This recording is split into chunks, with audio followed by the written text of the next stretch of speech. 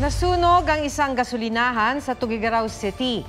Sa inisyal na investigasyon ng BFP, posibleng pumalya ang pump ng dispenser at pinagmulan ng sunog.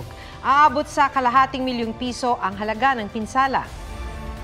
Nabundol ng motorsiklo ang isang nagbibisikleta sa Magaraw, Camarines Sur. Parehong tumilapo ng rider at siklista na pareho ring nakainom ayon sa pulis.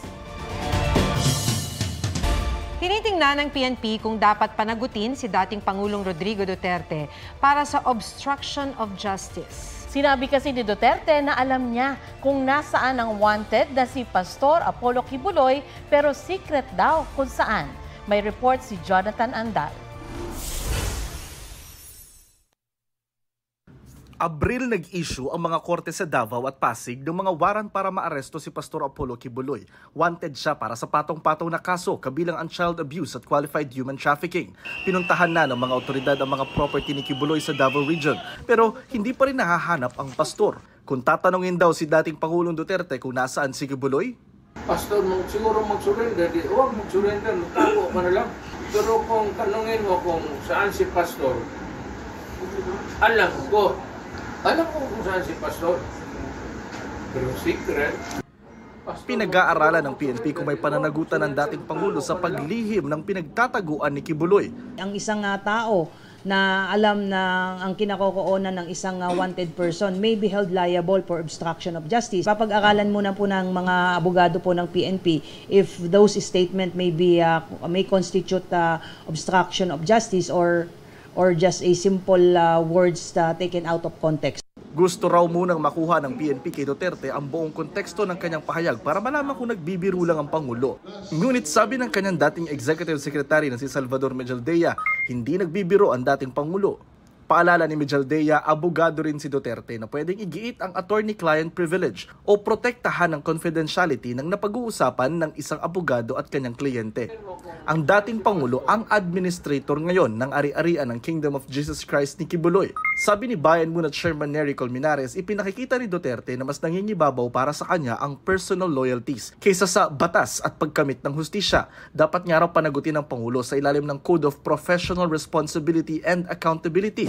Sabi naman ng isang legal expert, walang pananagutan si Duterte dahil lang sa tumanggi siyang isiwalat ang pinagtataguan ni Kibuloy. Wala hong obligasyon para sa kanya na sabihin kung saan. Puwera na lang kung siya'y nautusan ng korte na sabihin. It's going to be a moral liability or a moral obligation. There is no legal obligation for him to say where Kibuloy is. Pakiusap ng PNP, makipagtulungan sana kung may nalalaman tungkol sa pinagtataguan ni Kibuloy. Sila po ay tinuturing na nating mga pugante. Mabigat po itong mga kasong kinakaharap po nitong mga akusado. Jonathan Andal nagbabalita para sa GMA Integrated News. Humingi na ng tawad ang lalaking nag-viral dahil sa mapang-asar na pambabasa sa isang rider sa Wata Wata Festival. May report si Nico Wahe.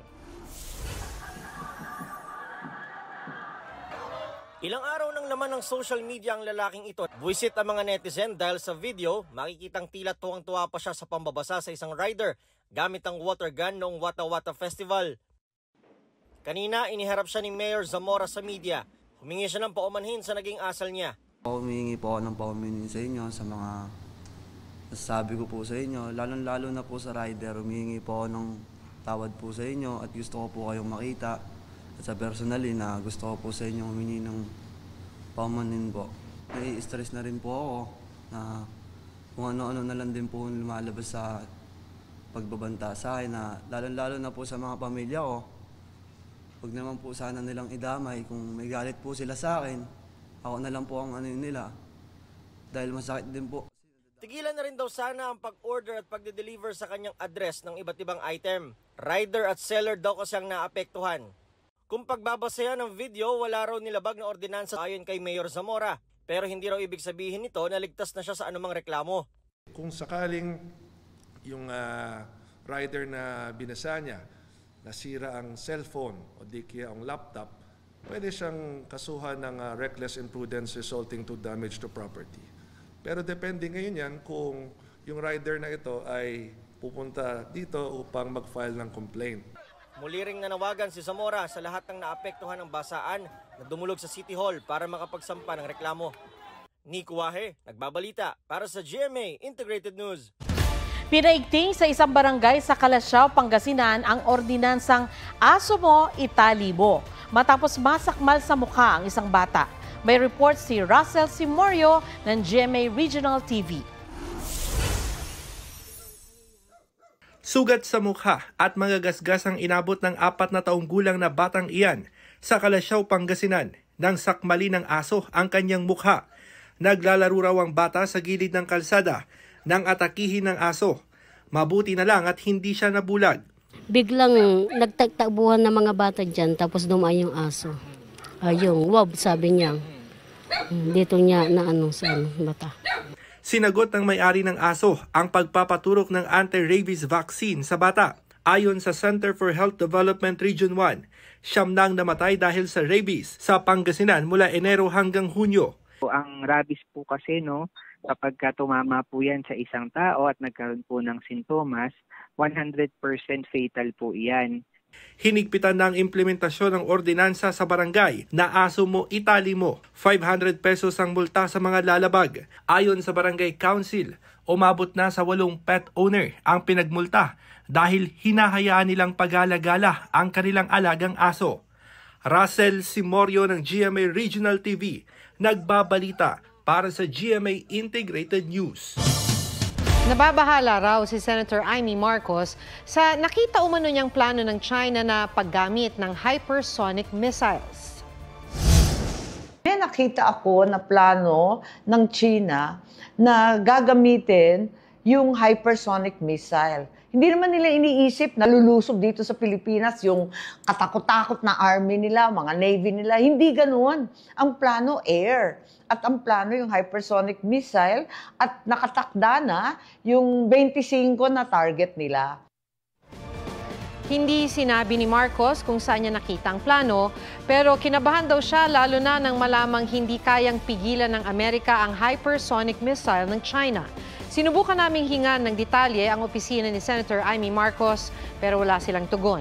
Ang Department of Foreign Affairs at Department of National Defense wala ring komento sa ngayon.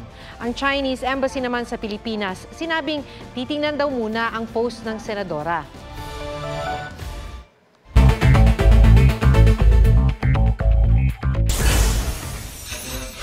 Senator Sonny Angara, itinalaga ni Pangulong Bongbong Marcos na bagong DepEd Secretary.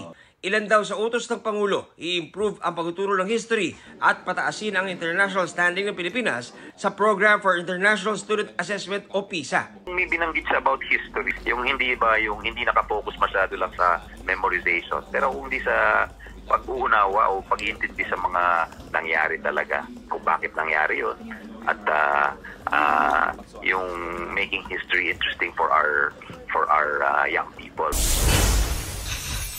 Panukalang 6.352 trillion pesos na 2025 national budget aprobado na ni Pangulong Bongbong Marcos. 3 patay matapos umanong masuffocate sa ilalim ng kanilang hinukay na lupa sa Balingasag, Misamis Oriental. Base sa investigasyon, posibleng nagmina ng ginto ang mga biktima. John Consulta, nagbabalita para sa GMA Integrated News.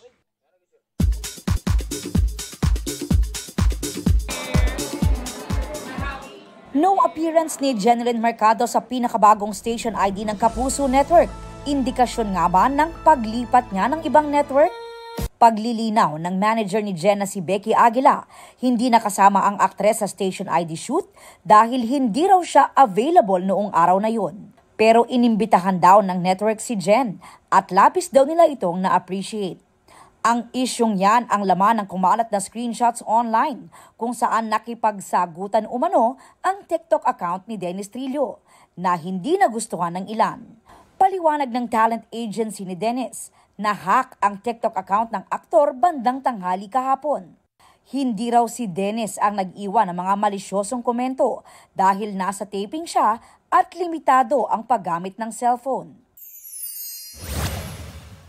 Jin ng BTS, babiyahing France para maging torchbearer ng South Korea sa Paris 2024 Olympics ayon sa mga ulat.